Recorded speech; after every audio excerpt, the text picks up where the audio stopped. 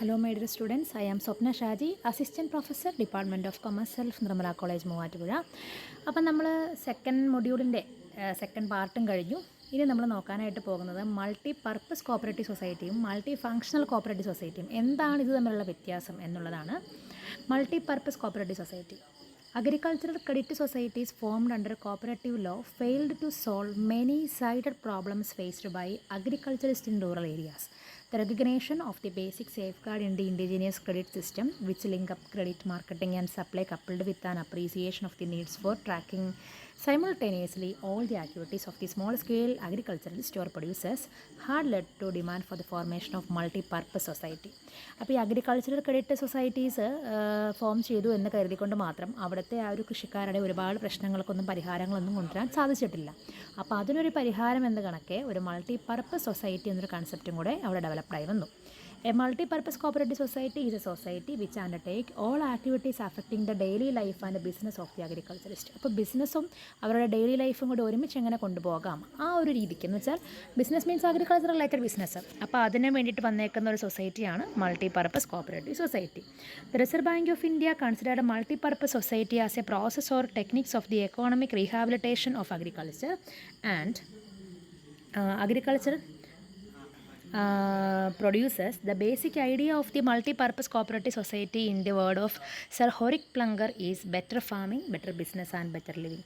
നല്ല ഒരു better ഫാമിങ്ങും better ബിസിനസ്സും ബെറ്റർ ലിവിങ്ങും ഉറപ്പുവരുത്തുക എന്നൊരു ഉദ്ദേശത്തോടു കൂടിയാണ് മൾട്ടി പർപ്പസ് കോപ്പറേറ്റീവ് സൊസൈറ്റിക്ക് രൂപം കൊടുത്തേക്കുന്നത്.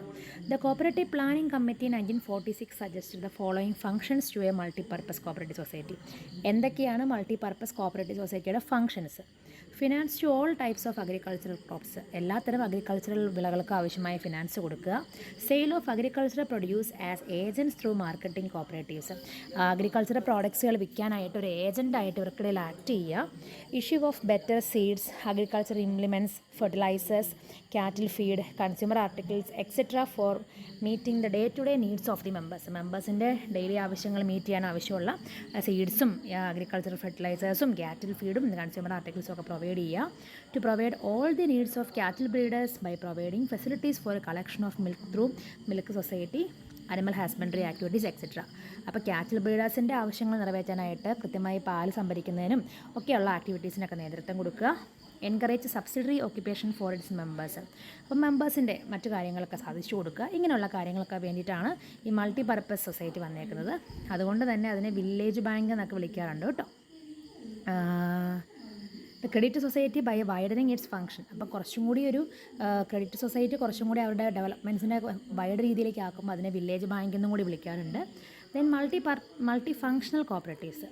Multifunctional societies are those societies engaged in multifunctional activities like banking services, marketing services, processing of agricultural product, arranging warehousing facilities, supply of consumer articles at reasonable price and other needed services. അപ്പം കൃഷിക്കാരെ just കൃഷിയുടെ കാര്യങ്ങളിൽ മാത്രം സംരക്ഷിക്കുന്നതിനുപരി കുറേ കൂടി wide area ആണ്. Banking service കൊടുക്കുന്നു, marketing സർവീസുകൾ കൊടുക്കുന്നു, അഗ്രികൾച്ചറൽ പ്രൊഡക്റ്റ് പ്രോസസ്സിങ്ങിന് ഹെൽപ്പ് ചെയ്യുന്നു, വെയർ ഹൗസിങ് കൊടുക്കുന്നു, കൺസ്യൂമർ ആർട്ടിക്കിൾസ് റീസണബിൾ പ്രൈസിന് കൊടുക്കുന്നു. ഇതെല്ലാം കൂടി ആലോചിച്ച് വന്നേക്കുന്ന ഒരു സൊസൈറ്റി സെറ്റപ്പാണ് multi functional cooperatives. These types of societies act as an agent of the government to implement the program for the development of rural poor. അപ്പം പാവപ്പെട്ട ആൾക്കാരുടെ ഡെവലപ്മെൻറ്റിന് വേണ്ടി ഗവൺമെൻറ്റിൻ്റെ ഒരു ഏജൻറ്റ് പോലെയാണ് ശരിക്കും ഈ ഫങ്ഷണൽ സൊസൈറ്റിയൊക്കെ വർക്ക് ചെയ്യുന്നത്. Most of the service cooperative societies in Kerala are multi functional cooperative society. അപ്പോൾ കേരളത്തിലെ ഒരുമാതിരിപ്പെട്ട എല്ലാ തരം സൊസൈറ്റികളും മൾട്ടി ഫങ്ഷണൽ തന്നെയാണ്. ഇനി എന്താണ് conventional and integrated models of society? Conventional models of a cooperative society rely on providing some common services to member based on the model followed by Rochdale and Raifson. In this types of society, the basic concentration is on the member benefit and economics. മെമ്പേഴ്സിൻ്റെ ബെനഫിറ്റിന് വേണ്ടി നിലകൊള്ളുക എന്നുള്ളതാണ് ശരിക്കും conventional മോഡൽസിൻ്റെ പ്രധാനപ്പെട്ട ഒരു ഉദ്ദേശം. As a second stage of development, cooperative acquired some degree of independence. So, the cooperatives are developed as an independent institution by caring members as well as non-members. മെമ്പേഴ്സിനെയും non member ആയ ആൾക്കാരെയും കൂടെ സംരക്ഷിക്കുക എന്നൊരു ഉത്തരവാദിത്വം കൂടെ ഇപ്പോൾ സൊസൈറ്റി ഏറ്റെടുത്തിട്ടുണ്ട്. മാനേജ്മെൻറ്റ് ഒക്കെ പ്രൊഫഷണൽസ് ആണ് specialised for meeting the competitions. അപ്പം മാനേജ്മെൻറ്റും കുറേ കൂടി സ്പെഷ്യലൈസ് ചെയ്യുന്നു എന്തിനു വേണ്ടിയ കോമ്പറ്റീഷനെ ഫേസ് ചെയ്യാനായിട്ട്. എന്തൊക്കെയാണ് ഇതിൻ്റെ ഫീച്ചേഴ്സ് നോക്കാം. There is a lack of balanced development between member unit and cooperative enterprise. അപ്പം എന്താണ് ഡെവലപ്മെൻറ്റ്സ് ഒരു ബാലൻസ്ഡ് ഡെവലപ്മെൻറ്റ് ഇല്ല. ആരൊക്കെ തമ്മിൽ? മെമ്പറും കോപ്പറേറ്റീവ് എൻ്റർപ്രൈസും തമ്മിലൊരു നല്ലൊരു ബാലൻസ് അവിടെ ഇല്ല പലപ്പോഴും. The aim system at these 2 levels are not properly coordinated. അപ്പോൾ ഈ സിസ്റ്റങ്ങൾ നന്നായിട്ടൊന്ന് പ്രോപ്പർലി കോർഡിനേറ്റ് ചെയ്യണമെങ്കിലും അവിടെ എന്ത് ചെയ്യണം? നല്ലൊരു സിസ്റ്റം ആവശ്യമാണ് അല്ലേ? Cooperative tends to lose cooperative character. അപ്പോൾ കോപ്പറേറ്റീവിൻ്റെ ആ ഒരു കോപ്പറേറ്റീവ് ക്യാരക്ടറിന് ഇല്ലാണ്ടായി പോകുന്നു, അവർ മറ്റേ ഫീൽഡിലേക്കൊക്കെ കടക്കാനായിട്ട് സാധ്യതയുണ്ട്. ഇനി എന്താണ് integrated model? In this model the aim system of individual member economics are linked to the aim system of cooperative enterprise and influence the same. A common operational strategy is pursued to achieve the objectives of both integrated structure as coordinated distribution of task and function between various organizations in such way that each member unit of joint organization take over all those functions and tasks which can be executed by representative units with the best expertise and minimum cost. അപ്പോൾ എന്താ പറഞ്ഞേക്കുന്നത്? Coordinated distribution of ടാസ്കും ഫങ്ഷൻസുമാണ്. ആ ഒരു organisation തമ്മിൽ എല്ലാ കാര്യങ്ങളും നല്ല കോർഡിനേറ്റ് ആയിട്ട് ഇൻ്റഗ്രേറ്റ് ആയിട്ട് മുന്നോട്ട് പോകണം എന്നാണ് ഈ ഒരു മോഡലിൽ പറയുന്നത്.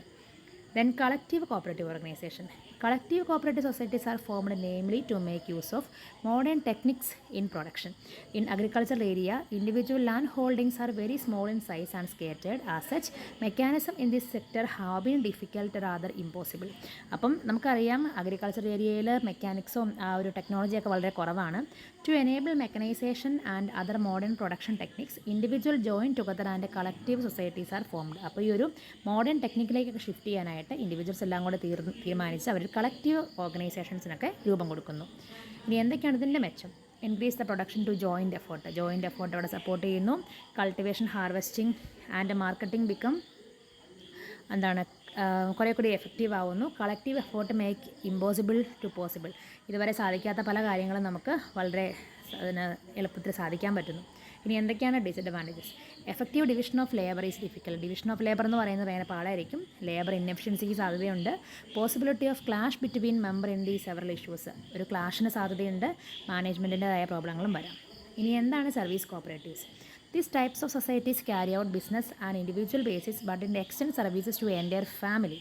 These societies are societies operating business on an individual basis wherein cooperative organization simply serve an executive arm. അപ്പോൾ സൊസൈറ്റി ഒരു സർവീസസ് എൻ്റയർ ഫാമിലിയിലേക്കും കൂടി ഒന്ന് വ്യാപിപ്പിക്കുവാണെങ്കിൽ അതിനെയാണ് നമ്മൾ സർവീസ് കോപ്പറേറ്റീവ്സ് എന്ന് വിളിക്കുന്നത്. അപ്പോൾ ബാക്കിയും കൂടെ തന്നെ പോസ്റ്റ് ചെയ്യുന്നതാണ്. Keep watching. Thank you.